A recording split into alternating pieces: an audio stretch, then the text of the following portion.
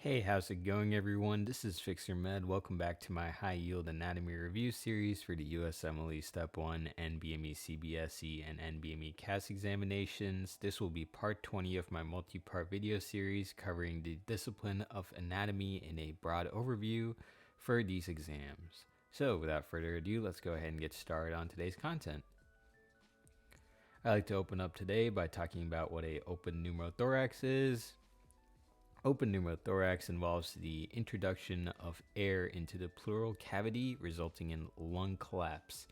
Open pneumothorax commonly occurs from penetrating injuries such as stab wounds, which puncture the parietal pleura, allowing air to enter the pleural space from the external environment via the longer chest wall. Air moves freely through the wound during both inhalation and exhalation. During inhalation, air enters into the chest cavity, causing the mediastinum to shift towards the unaffected side and compress the opposite lung. Conversely, during exhalation, air exits the wound and the mediastinum moves back towards the affected side. And as you can see in the picture to the right, you can see what a normal chest x-ray looks like, and you can see one with open pneumothorax looks like. So, hope you have that for a good visual representation of what's occurring. Let's go ahead and move on to the next concept. Next, I'd like to talk about the pleural nerve supply. So let's start off by talking about the parietal pleura, where sensory innervation includes general sensibilities such as pain, temperature, touch, and pressure. Then we have costal pleura is innervated by intercostal nerves. Mediastinal pleura receives innervation from the phrenic nerve. The diaphragmatic pleura is innervated by the phrenic nerve over its domes and by lower 6 intercostal nerves around the periphery. Then we have the visceral pleura, which is sensitive to stretch but insensitive to general sensibilities. Then we have the autonomic nerve supply, which is provided by the pulmonary plexus. Let's go ahead and move on to the next set of concepts. Next, we have the anterior abdominal wall, where the liver and gallbladder occupy the right upper quadrant. The stomach and spleen reside in the left upper quadrant. The cecum and appendix are located in the right lower quadrant. The terminal portions of the descending colon and sigmoid colon are situated in the left lower quadrant. Let's go ahead and look at some questions now. A patient presents with sudden onset chest pain and dyspnea after sustaining a stab wound to the chest. Physical examination reveals decreased breath sounds on the affected side. Which of the following best describes the condition characterized by entry of air into the pleural cavity, causing lung collapse as observed in this patient?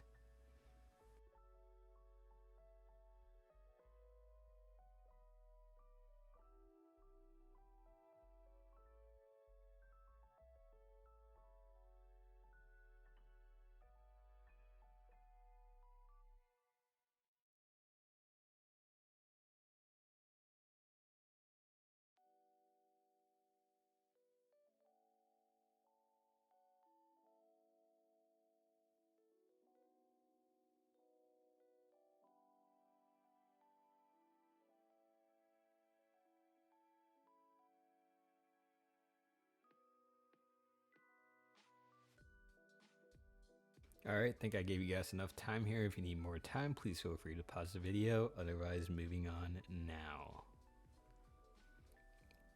Open pneumothorax is a condition characterized by entry of air into the pleural cavity, causing lung collapse, often resulting from penetrating injuries such as stab wounds that pierce the parietal pleura.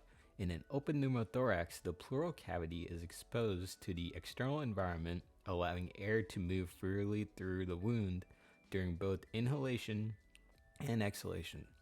This leads to mediastinal shift and compression of the opposite lung during inspiration and retraction of the mediastinum towards the affected side during expiration, consistent with the clinical presentation described.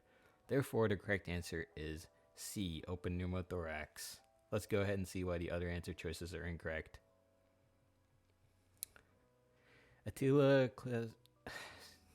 I can't even pronounce that word, but Atelectasis refers to collapse or closure of the lung resulting in reduced or absent gas exchange, often due to obstruction of the bronchus or compression of lung tissue, not necessarily involving entry of air into the pleural cavity. Tension pneumothorax involves a progressive buildup of air in the pleural space, leading to increased pressure within the thorax, causing mediastinal shift and impaired cardiac output. While tension pneumothorax shares similarities with open pneumothorax, it typically occurs spontaneously or as a complication of trauma or mechanical ventilation rather than through direct exposure of the pleural cavity to the external environment. Hemothorax is the accumulation of blood in the pleural cavity, typically resulting from trauma, surgery, or underlying medical conditions, and is not characterized by entry of air into the pleural cavity causing lung collapse. Pleural effusion refers to the accumulation of fluid in the pleural cavity leading to compression of lung tissue and impaired lung function, but does not involve entry of air into the pleural cavity causing lung collapse as seen in open pneumothorax. Now, one thing I'd like to point out is also look into what a pulmonary embolism is. A lot of times that answer choice can also show up as a incorrect answer choice to throw you off from what an open pneumothorax is. We'll be going through all these conditions in more detail in the respiratory/pulmonology high yield review series, so stay tuned for that. And I will learn how to properly pronounce atelectasis. Either way, you know how it looks, what it describes. Thankfully, USMLE is in the pronunciation exam. Let's go ahead and move on to the next question.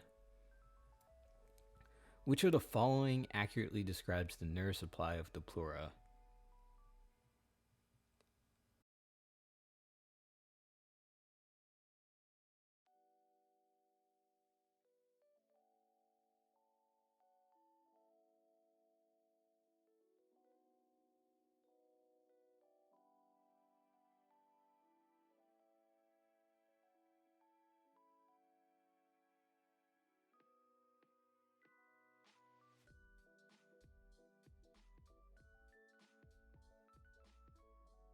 Alright, think I gave you guys enough time here. If you need more time, please feel free to pause the video. Otherwise, moving on now. Costal pleura is innervated by the phrenic nerve. This nerve provides somatic sensory innervation to the parietal pleura covering the thoracic wall.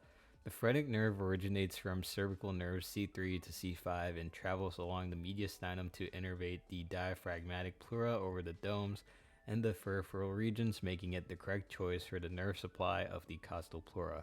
Therefore, the correct answer is E. Costal pleura is innervated by the phrenic nerve. Let's go ahead and see why the other answer choices are incorrect. The vagus nerve does not innervate the parietal pleura. Its primary role is in providing parasympathetic innervation to thoracic and abdominal organs. Mediastinal pleura is innervated by the phrenic nerve, not intercostal nerves.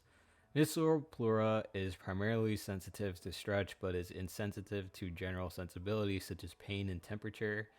While the pulmonary plexus does provide autonomic nerve supply to the lungs, the diaphragmatic pleura is primarily innervated by the phrenic nerve for sensory innervation. Pretty first order question. So with that, let's go ahead and move on to the next question. Which of the following accurately describes the anatomical locations of abdominal organs with respect to quadrants?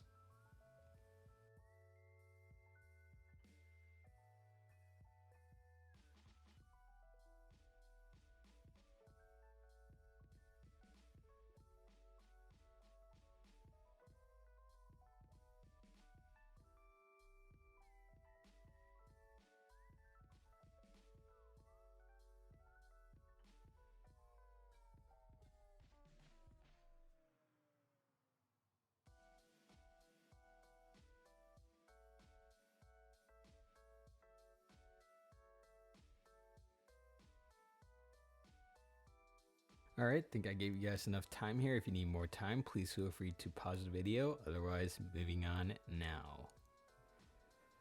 The liver and spleen are both found in the right upper quadrant. The liver predominantly occupies the right upper quadrant of the abdomen, while the spleen is situated in the left upper quadrant. This arrangement is consistent with the anatomical relationships of these organs within the abdominal cavity. Therefore, the correct answer is A. The liver and spleen are both found in the right upper quadrant. Let's go ahead and see why the other answer choices are incorrect.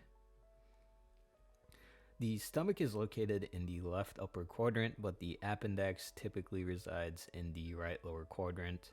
The cecum is typically found in the right lower quadrant, while the sigmoid colon is located in the left lower quadrant. The gallbladder is usually located in the right upper quadrant, while the descending colon is found in the left lower quadrant. The liver is primarily located in the right upper quadrant, while the spleen is typically situated in the left upper quadrant. Now, guys, that will do it all for the content today. If you have any questions, comments, or concerns, please feel free to leave them in the comment section below. If not, I would appreciate it if you guys could potentially leave a like and subscribe to my channel for more videos like this if you enjoy the content. If not, this is FixerMed signing off. Have a good day, everyone, and good luck studying. Goodbye.